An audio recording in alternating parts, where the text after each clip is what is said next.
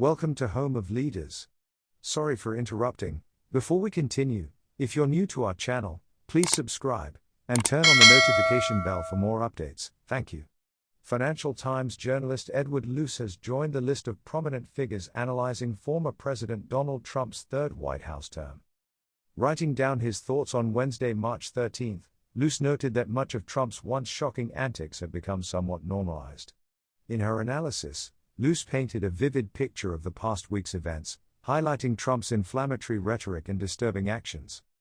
He cited the purge of the Republican National Committee, the sudden reversal of TikTok ownership, and even Joe Biden's fake stutter. Trump's behavior, while seemingly outrageous, has become almost routine, alarming evidence of the normalization of abnormalities in politics. But Luce is not willing to let this normalization go without protest. He recognizes the dangers of applying double standards to Trump, which allows him to avoid the same level of scrutiny as his political colleagues. Trump's meaningless statements, which if made by anyone else, would have caused an uproar, are often dismissed as nonsense.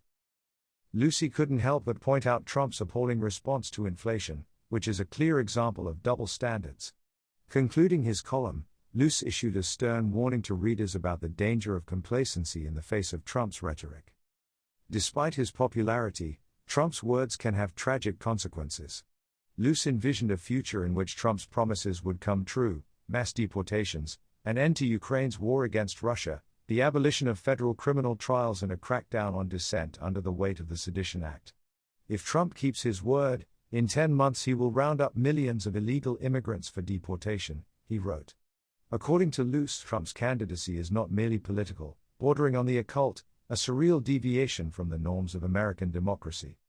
He warned that Trump could even use the military to quell street protests when Americans get tired of him and try to demonstrate. Ukraine's war against Vladimir Putin's Russia will end.